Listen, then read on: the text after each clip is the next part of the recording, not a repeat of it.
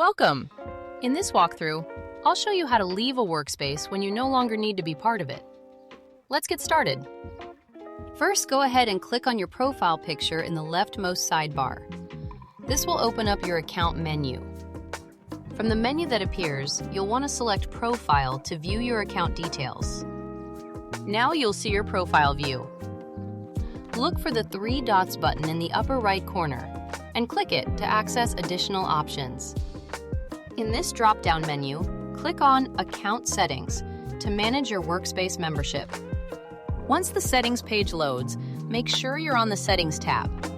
Then scroll down to find the Account Deactivation option. Here's where you can leave the workspace. Click on Deactivate your account to proceed.